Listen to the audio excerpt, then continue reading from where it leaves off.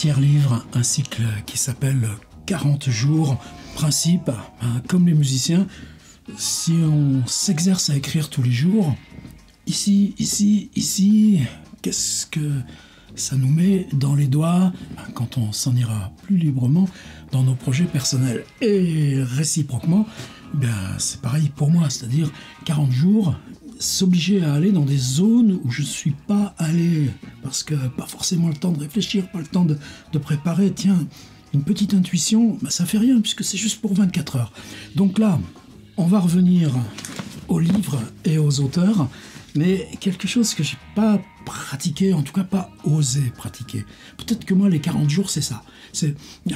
Tu enlèves les barrières de sécurité. Ça vous parle aussi pour vous ? On verra bien le résultat. Pour l'instant, ça monte. Alors, première chose, revenir à Nathalie Sarraute, toujours dans le paysage, grande leçon d'insolence, de ténacité. Vous savez, par exemple, cette bio là, qui est sortie il y a 2 ans, ça m'a complètement fait réviser le texte. Non, pas tant le texte que qui est derrière et comment ça s'est écrit, c'est tout. Elle est née avec le siècle. Quand elle publie, elle a 43 ans, 3 filles. Elle avait déjà pris avant de dire « Bon, c'est bon, maintenant les filles ont grandi un peu, je prends du temps à moi pour écrire. » Elle se met dans une chambre de bonne et paf, c'est 1938. Raté. Un premier tropisme. Qu'est-ce que c'est, tropisme ? Tu as 43 ans, tu as 16 petits textes là, qui font à peine une page et demie chacun. Oui, après, elle les complétera, il y en aura 30. Mais tout est ingrat. Et cependant, là, le texte dont je vais vous parler, elle a 90 ans. Alors, traditionnellement, je l'ai utilisé plein de fois, Nathalie Sarraute, c'est trop grand, ça fait trop partie de nous. Mais on prend un passage, on regarde comment ça se passe, vous savez, ces 3 points, l'équilibre des syntagmes, le rapport de la langue parlée à la langue écrite, ou bien, tenez, vous les entendez, qu'est-ce que c'est une conversation derrière une cloison ? Il y a plein de pistes. Mais ce qui m'a frappé, là, en rouvrant, en balayant, un texte qui s'appelle « Tu ne t'aimes pas ». En plus, c'est bizarre parce que la première phrase, c'est « Vous ne vous aimez pas ». On n'est pas dans la phrase titre, mais aussitôt après, comment ça ? Comment c'est possible ? Vous ne vous aimez pas, vous n'aimez pas qui ? Eh bien toi, bien sûr, c'était un vous de politesse, un vous qui ne s'adressait qu'à toi. Donc, on a un tu qui va être là sur l'ensemble de ce livre. En folio, il doit faire comme les autres, 140, 160 pages, des choses qu'elle met 2 ans à travailler. Ce qui m'a frappé, c'est que quelqu'un pose des questions, mais probablement le rôle de poser les questions tourne. Et puis, c'est des vous, chaque tu, qui appartient à l'ensemble de ces vous, si on le met au pluriel, excusez-moi, je m'amuse un peu, c'est indéterminé. Des personnages. Et ces personnages, il y a des questions. Une question, c'est presque un jeu. Une question est là, les personnages répondent. De temps en temps, elle quitte elle-même. Il n'y a pas de contrainte, c'est pas le genre Sarraute à respecter une contrainte. Mais on les voit qui se rassemblent dans une salle de spectacle ou un wagon de train. Et puis d'autres fois, ça se redisperse. Et elle, qui dit pas ça souvent, elle dit... En particulier, c'est la même période où il y a ce livre qui est un super bel outil de travail. C'est des entretiens avec Simone Ben Moussa. C'est toujours diffusé, sinon vous me le direz et je me ferai un plaisir de le faire circuler. Mais on est strictement contemporain de cette période, 90 ans, tu ne t'aimes pas. Et ce qu'elle dit, Sarraute, elle dit, c'est que le tu à l'intérieur de moi, il est rempli de vous, il est pluriel. Et si j'ai tous ces vous qui constituent tout ce mouvement, cette agitation de ville, c'est autant pourtant de personnalités singulières. Et ce qu'elle dit, c'est si je cherche à attraper ça, c'est ce qui définit les personnages.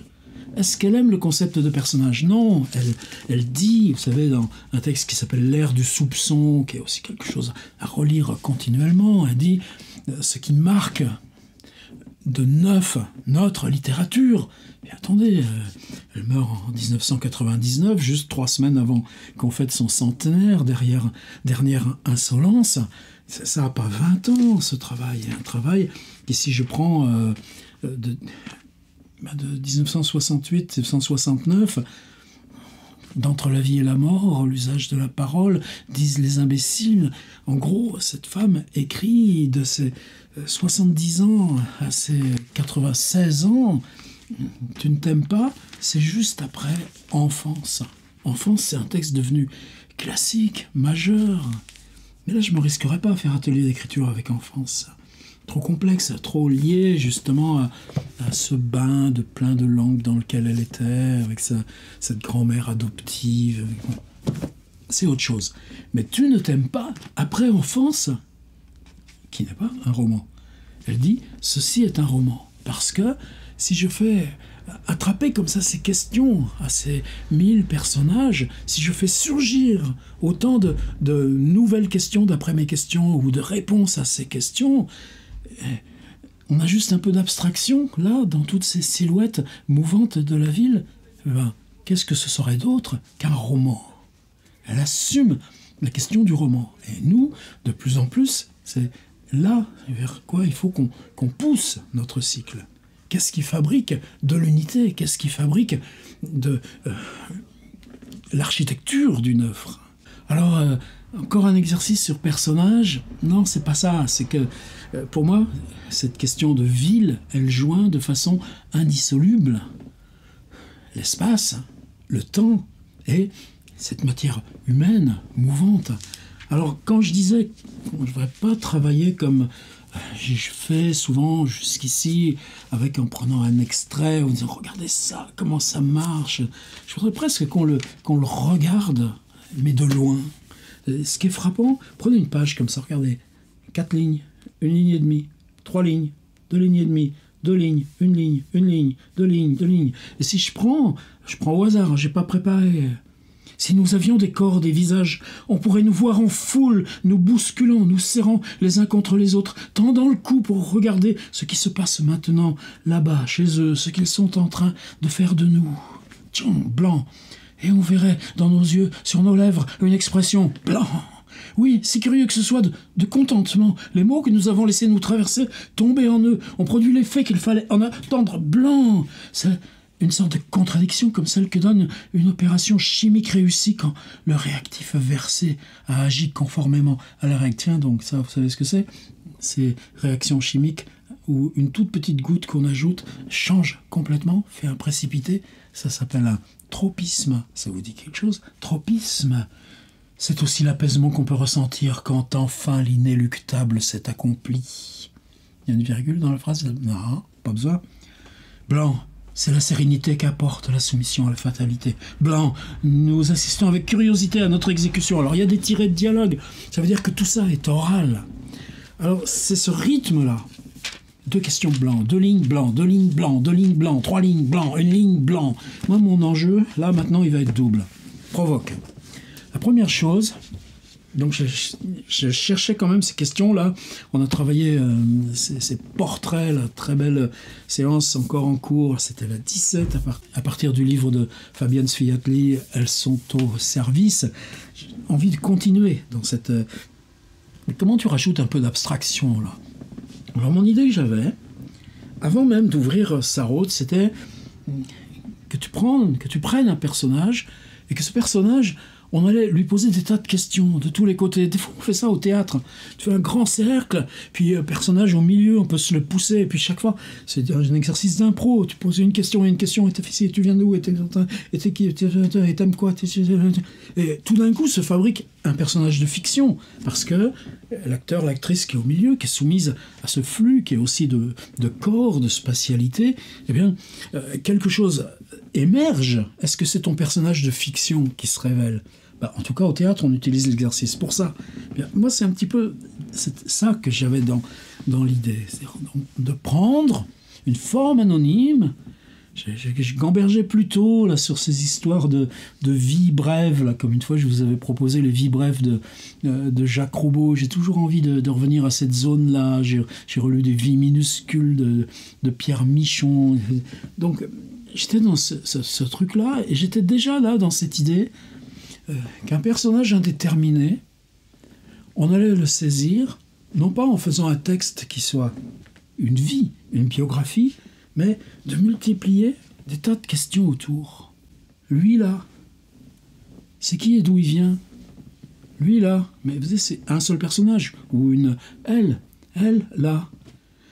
Elle va où? Elle fait quoi? Elle pense quoi cet instant? Elle là. Et il y a un an, on avait fait un exercice magnifique comme ça à partir de l'Elion, Ducks at Newburyport, traduit par Claro, c'est tout, 1000 pages là, sur l'expression, le fait que, juste une femme à sa fenêtre, dans une cuisine, quelque part aux USA, et puis tout là, qui s'ajoute, qui se mélange jusqu'à l'infini. Je voulais qu'on revienne dans ces eaux-là. Et alors en cherchant, et tout ça, je sentais que je m'approchais. Alors là, c'est dans ce contexte que je rebalaye mon Nathalie Sarraute. J'étais plutôt parti dans le pour un oui, pour un non, ici, vous savez, tous ces textes tellement majeurs de la fin. On laisse venir. Où ça vous emmène? Peu importe. Et que là, ce tu ne t'aimes pas. Regardez encore une page là. Tiré de dialogue. Voilà, nous en sommes arrivés. Les résultats de notre besoin de répandre la vérité, de libérer malgré le blanc, de faire reconnaître ce qui ne peut pas être reconnu, blanc, et qui est là pourtant, c'est sûr, on ne peut que le répéter sans fin, blanc, seulement avec nous pour tout essayer de nous faire entendre blanc, redire, c'est de l'amour. Alors vous voyez, quand elle parle d'abstraction, c'est ça, et on est plutôt dans le dispositif de un personnage qui pose et qui relance le jeu, et tous des anonymes, des silhouettes en mouvement, mais entendez, on n'est pas dans le théâtre, on est dans ce qu'elle nomme, elle, roman, qui lance leur interprétation, leur réponse à la question. Donc nous, ce serait plutôt le contraire. C'est vraiment ces personnages qui nous hantent, ces personnages qui sont vaguement translucides, ces personnages qui sont vaguement silhouettes. Eh bien, qu'ils soient liés à votre univers, que vous les preniez juste à côté, là, par exemple, ces personnages qu'on a commencé à faire sortir de la 25. Mais pas d'obligation. Ça peut être une silhouette là, comme on a travaillé aussi une fois, dans la foule, indifférente. Mais simplement, ce personnage-là, comme dans cet exercice de théâtre, on pose des questions. C'est l'accumulation des questions. C'est cette accumulation des questions qui va faire que le personnage va être comme sculpté du dehors. Et ça, là, il y a quelque chose à prendre, parce que le personnage va garder de l'énigme. Il ne donnera de lui-même ou d'elle-même que ce qui est réponse, et réponse décalée à tout ce flux de questions lancées vers lui. Et ce serait là ma dernière demande. Sarraute, tu ne t'aimes pas. Et on oublie son titre, mais c'est pas ça d'ailleurs que j'aurais pris comme titre. Ce qui s'est emparé de nous, tiens. Ce qui s'empare de nous. C'est ça qu'on remâche, mais c'est trop tard. Le livre gardera toujours. Contre nous, nous sommes tout indiqués. Oui, avec nous. Pourquoi se gêner ou retrouver un meilleur exutoire? Mais nous n'acceptons pas à la première occasion, ou même avant, une froideur, une distance. Ils sortent. Attendez, vous n'avez pas le droit. De quoi aurions-nous l'air? Et les points d'interrogation sont partout. On répond à des questions par des questions. Moi, ce que je voudrais que vous ayez en tête, c'est ça. C'est la longueur. Préparez-le, votre Pléiade. Elle l'a eu de son vivant, son Pléiade. 1290 moins 1151. Ça fait combien? Ah ben, ça fait 140 pages. Est-ce qu'avec 140 pages de multiplication de questions à un personnage, vous l'aurez suffisamment sculpté, votre personnage? Alors bien sûr, je plaisante. Bien sûr, on fait ça en 24 heures. Bien sûr, On a le temps, bien sûr, l'exercice se prolongera bien après le projet va se prolonger bien après les 40 jours. On est en train de faire un déplacement considérable avec toute cette masse-là, embryonnaire, là, qui est en train de naître. Mais moi, là, ce que je veux, c'est un exercice à construire de la longueur, à vous battre sur la longueur, à vous battre sur la fatigue de continuer. T'as que ça à dire, ok, t'as fait l'exercice. Ah, c'est pas ça que je veux. C'est question au personnage, question au personnage, question au personnage, et que vous vous forciez à tenir. Je sais que c'est dur. Je sais que l'idée est folle de se dire tous les jours se choper une vidéo et tous les jours se choper le même mec là qui est en train de baratiner et puis tous les jours trouver le temps là de... Bon, mais chacun s'en débrouille. De toute façon, on est grand. Vous ne prenez que ce que vous voulez. Mais prenez ça, s'il vous plaît. De toute façon, je sais bien que vous écoutez la fin des vidéos, même si vous lâchez dans le milieu. Non ? De travailler la longueur. De travailler la fatigue, de travailler l'épuisement. Pas votre fatigue, comme on dit en cuisine. Fatiguer le texte. Fatiguer ce que vous travaillez. Je ne vous demande pas de vous fatiguer. Je vous demande de fatiguer la matière. Et qu'elle a poussé la matière. Qu'elle livre des retranchements. Et là, on l'aura, le personnage. Travailler la longueur. Peut-être pas les 140 pages de Sarraute. Elle n'a pas fait ça en 24 heures. Mais... vous voyez l'idée? Alors,